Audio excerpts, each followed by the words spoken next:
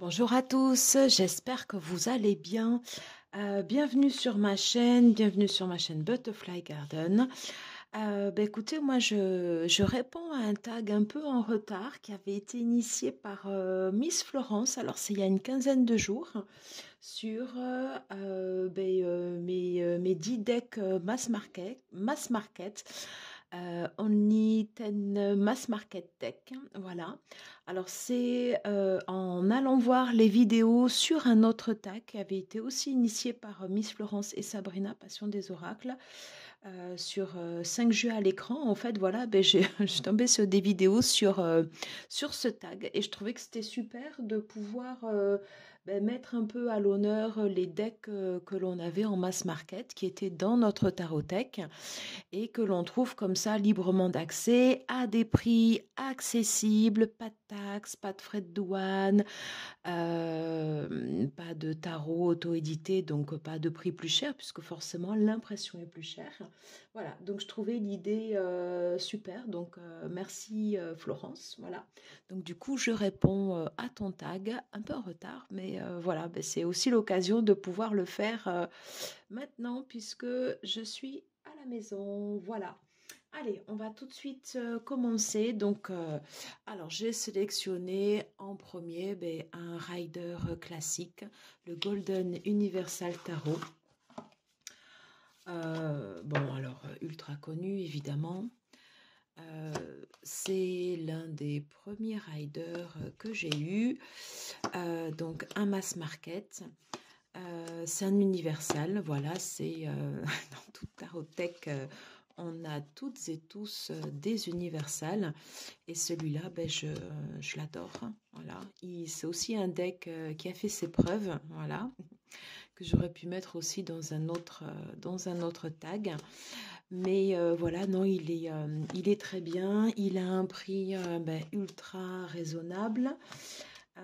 Il est aux éditions Lo Scarabeo et je crois que... je ne me rappelle plus. Je crois qu'il était entre 25 et 30 euros. Je ne sais plus. J'espère que je ne dis pas de bêtises. Ouais. Voilà. Donc le premier deck que j'ai sélectionné, le Golden Universal Tarot. Voilà, c'est aussi un must-have à avoir dans sa tarothèque. Voilà.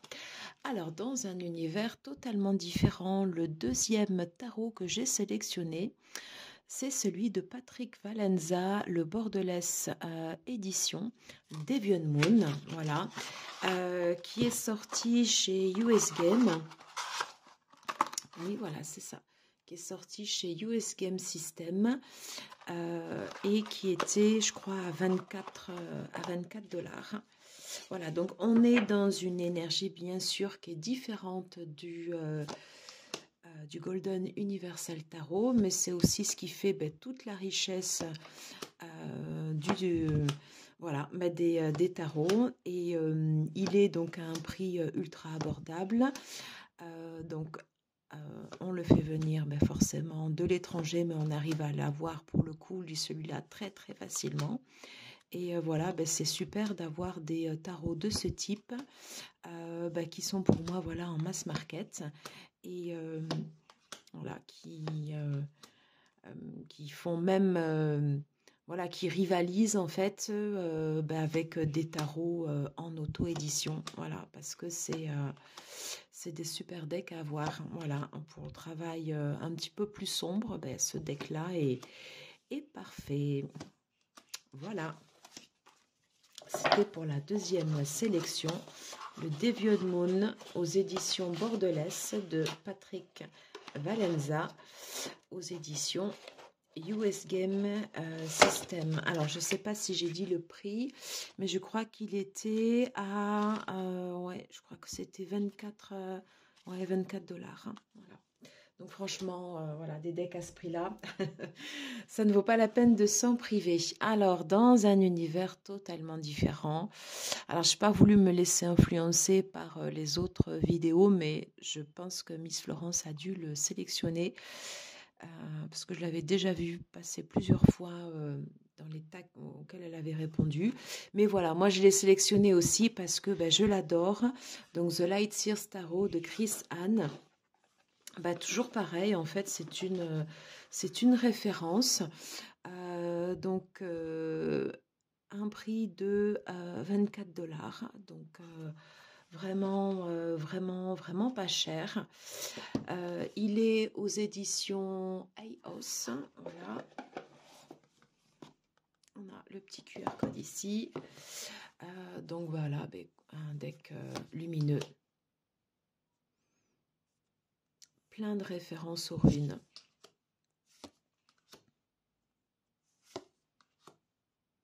Il est facile, il est intuitif, il est lumineux.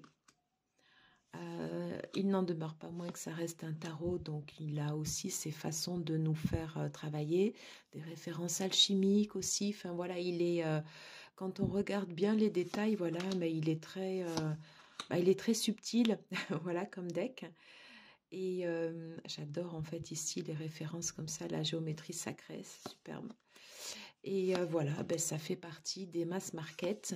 Et encore une fois, il rivalise avec les decks, enfin les tarots en auto-édition, voilà, qui sont tout aussi sublimes. Et celui-là, voilà, il fait honneur au mass market.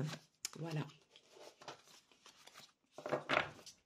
Alors, je passe vite parce que c'est vrai que du coup, il est quand même ultra connu.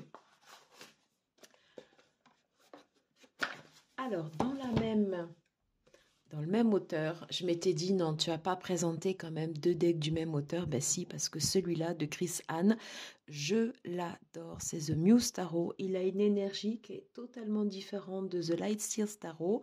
Alors, on aime ou on n'aime pas parce que ce sont des photomontages. Mais par contre, pour le travail sur la créativité, sur l'inspiration, si par exemple le concept dit zèbre, voilà, vous parle, enfin, ce deck il est génial, voilà. Je le trouve très fidèle au rider. Moi, je sais que ce deck, ça faisait longtemps que je le voulais. Et quand je l'ai vu passer sur Vinted, j'ai pas hésité une seule seconde, voilà. Donc du coup, j'ai pas payé de frais de port, j'ai pas payé de taxes, donc ça c'était bien et je l'ai eu à un prix défiant toute concurrence, voilà. Et ça a compensé tous les frais de taxes que j'ai payés pour faire venir des decks anglais où là pour le coup c'était beaucoup plus cher, même sur du mass market, voilà. Mais donc du coup un super deck, The Muse Tarot, voilà. Un mass market et qui est absolument génial pour toute la partie réveil créatif, réveil de notre potentiel. Je trouve que c'est un deck qui nous booste et j'aime beaucoup son énergie. Donc, il faisait partie naturellement de la sélection. Alors, le 5e deck que j'ai sélectionné, c'est 2 salles, 2 ambiances, c'est totalement différent. Donc, c'est aux éditions Vega, le tarot des druides. Alors, c'est vrai que je le sors pas souvent, mais quand je le prends, j'ai toujours autant de plaisir à voir les cartes. J'aime beaucoup son énergie reliée à la terre. Alors, je trouvais, les cartes un peu grandes, donc du coup, moi, je les avais coupées. Alors, je sais pas si j'ai dit, voilà, oui, non, c'est les éditions, pardon, Vega. Voilà. Donc, à un prix de 18 €. Et voilà, du groupe Très Daniel. C'est un très beau deck. Pour se connecter à l'énergie de la Terre, comme un retour aux sources. C'est superbe. Il est très bien. Les cartes sont d'excellente qualité. Il y a beaucoup de scènes de vie. Donc même si on ne connaît pas le tarot, en fait, en se connectant en fait aux scènes, alors c'est peut-être des fois un petit peu plus compliqué pour les personnages de cours, mais c'est vrai que voilà, c'est un deck sur lequel voilà, je trouve qu'il parle très facilement. Un très beau deck que je pourrais sortir quand même plus souvent. Mais c'est vrai que du coup, je commence à en avoir quand même quelques-uns. Donc du coup, il faut les faire tourner. Voilà. Donc le tarot des druides, un deck magnifique pour pouvoir se connecter à l'énergie de la Terre. Un tarot des druides. Hein. On est sur une tradition quand même plutôt païenne. Voilà, un mass market et franchement d'excellente qualité. Le livret est très bien fait aussi, il est très synthétique, j'aime beaucoup. Alors, dans un univers totalement différent, on est toujours dans la même maison d'édition. J'ai sélectionné de nouveau le tarot du corbeau de MJ Culligan, voilà, qui est sorti aux éditions Vega, voilà, donc groupe Très Daniel. Alors, j'avais craqué au départ en anglais, j'avais pas trop osé le prendre au départ quand il était en anglais. Mais j'avais adoré, voilà, l'idée d'avoir un deck, mais que sur les corbeaux. Et donc là, c'est pareil, très très fidèle au rider. J'aime beaucoup ce deck. Je l'utilise pas tout le temps, mais à chaque fois, voilà, je trouve qu'il répond bien. Il y a un univers particulier, voilà. Et puis toujours pareil, je le trouve d'excellente qualité, tout autant que ce qu'on peut trouver en auto-édition. Voilà, c'est vrai que il est très bien. Puis j'ai essayé de sélectionner aussi voilà, des tarots qui étaient différents, avec des énergies différentes. Et celui-là, c'est vrai qu'il est spécifique parce qu'il n'est que sur les corbeaux. Mais je trouve que c'est tellement bien fait qu'en fait, on assimile les corbeaux quasiment à des personnages. Voilà.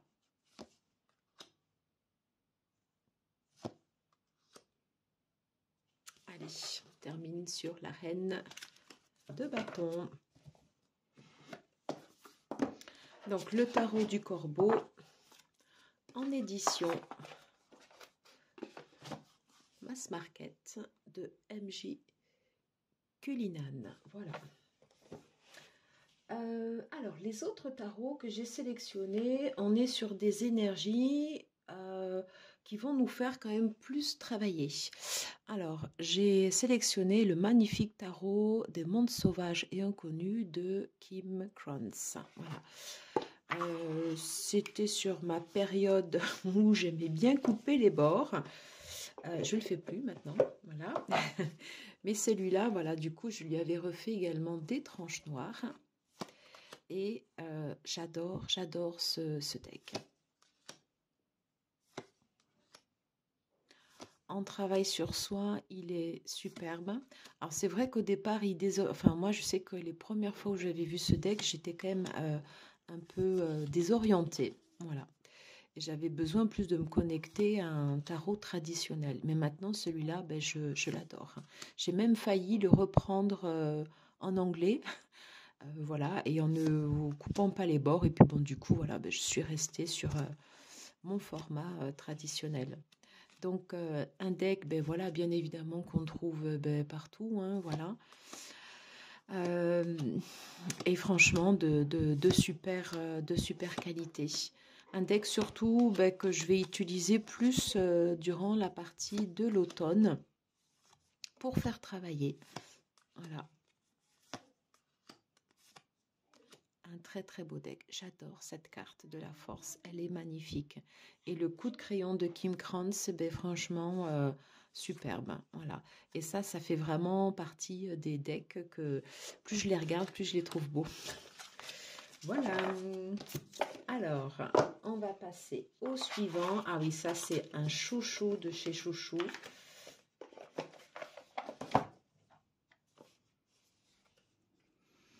Alors, The Moon Void Tarot de Stéphanie Caponi. Ça, c'est l'édition qui était sortie chez Arcana Sacra parce qu'il était sorti également en auto-édité, en version rose. Il était chez TNL Tarot, mais on ne le trouve plus. Et là, c'est l'édition Mass Market. Voilà. Donc, il est à un prix un peu plus onéreux que les autres. Il est dans les 32 €. Alors, j'en avais fait la review. J'avais fait une review assez longue, d'ailleurs. Voilà, que j'avais postée sur la chaîne. Mais ce tarot, ça a été un vrai coup de cœur. Il est très moderne. Il suit le rider. Il a son identité propre. Pour le travail Work Shadow, il est juste génial. Voilà. Moi, je l'avais utilisé en guidance sur la chaîne. Je l'ai utilisé également en guidance privée sur des tirages de type lignée familiale. Et je l'avais également utilisé aussi en tirage privé. Et je l'avais associé au Lily White. Et puis j'étais franchement sur le résultat top. Voilà. J'adore ce tarot. Il est magnifique. Et en plus, il parle super bien. Et on peut aller quand même assez loin avec ce tarot. Et sur toutes les arcanes majeures, voilà, j'avais repris à chaque fois l'association, pardon, excusez-moi, voilà, de la planète qui était associée de la maison et du signe astro. Et si le signe astrologique était un signe fixe, mutable ou cardinal, voilà. Mais voilà, c'est un super deck et on travaille sur soi, on travaille psychologique, on travaille sur la lignée familiale. Franchement, il est superbe. Les images, elles sont simples, il y a quelques touches de rouge, mais alors franchement, il envoie quoi. Voilà, et on le trouve en mass market. Hein, donc, top. Topissime. Je vous le recommande si toutefois vous ne l'avez pas. The Moon Void Tarot de Stéphanie Caponi. Un autre tarot qui remue aussi, voilà, mais voilà, qu'on ne voit pas souvent et c'est normal parce qu'il a une énergie, il nous pousse dans nos retranchements et c'est le but de ce tarot. C'est le tarot of the She de Emily Carding, que j'avais vu d'ailleurs l'une des premières fois sur la chaîne de Miss Florence. Alors c'est pareil, c'est un prix très abordable, voilà. Moi j'avais pu l'avoir d'occasion et il était arrivé en super état. Et je me rappelle plus de la maison d'édition. Ah oui, non, c'est Schiffer, ouais, Schiffer Publishing, voilà. Alors, ce tarot, c'est un tarot qui va nous pousser dans nos retranchements. C'est un tarot, excusez-moi, qu'on va utiliser pour le Work Shadow. Il est très bien, voilà. Un tarot qui remue, voilà, qui va faire appel en fait à une énergie particulière. Alors après la spécificité sur ce tarot, sur chaque arcane majeur, vous allez retrouver à chaque fois donc ce sigle. Et ce sigle, il n'est pas mis par hasard parce qu'il est là exprès justement pour nous faire connecter à un autre plan. Voilà, c'est comme un tarot liminal, voilà. Et là, par exemple, vous voyez, sur la papesse, on retrouve à chaque fois, en fait, ici, le sigle. Alors, des fois, on le voit, il est très prenant, et des fois, il est tout petit. Bon, là, sur la justice, on ne peut pas le louper. Et là, par exemple, vous voyez, en fait, il est caché derrière. Donc, souvent, en fait, il faut aller le chercher aussi dans les images. Mais voilà, c'est un tarot qui est très bien pour... moi, pour l'instant, je l'utilise que pour moi. Voilà.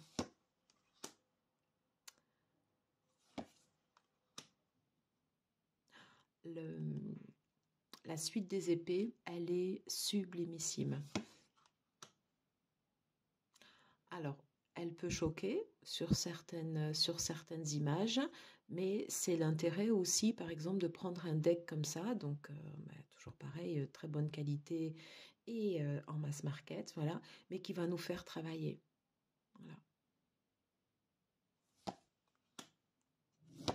Bon, j'arrête parce que du coup, je pourrais passer des heures sur ce tarot et c'est pas le but. Voilà, elle est sublime cette image de l'ermite et on retrouve à chaque fois en fait ici, le sigle qui est un sigle très particulier et pas du tout choisi au hasard. Voilà.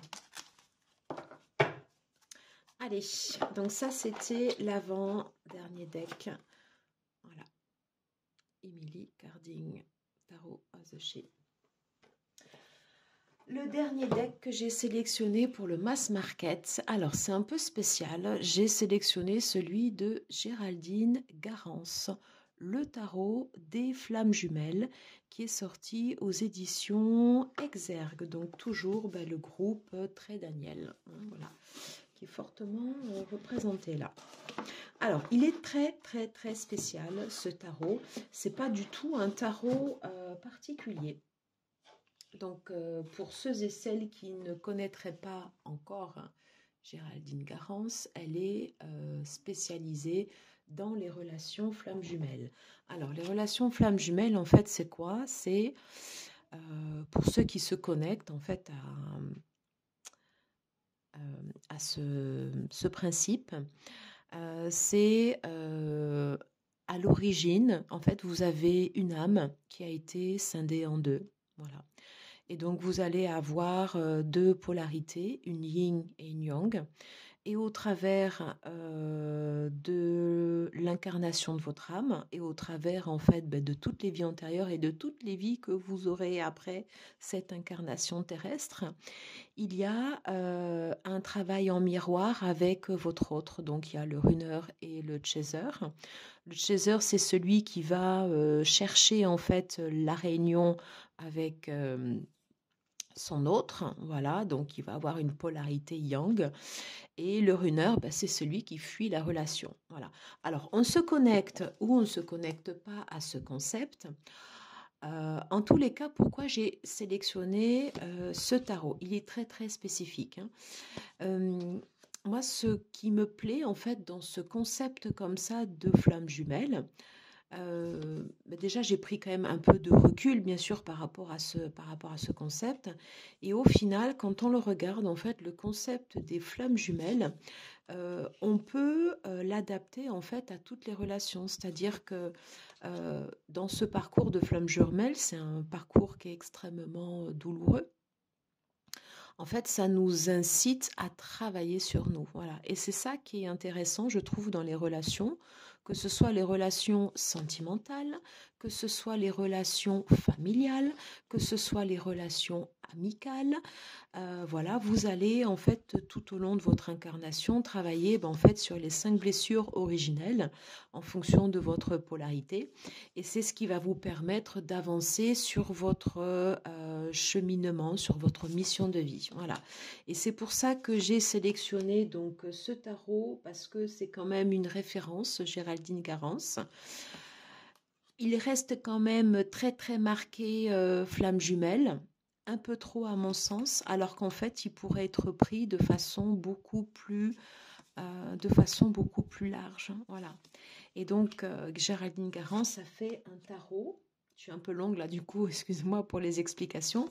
Elle a fait un tarot avec les 78 lames classiques, donc les 22 arcanes majeurs et les 56 mineurs. Voilà.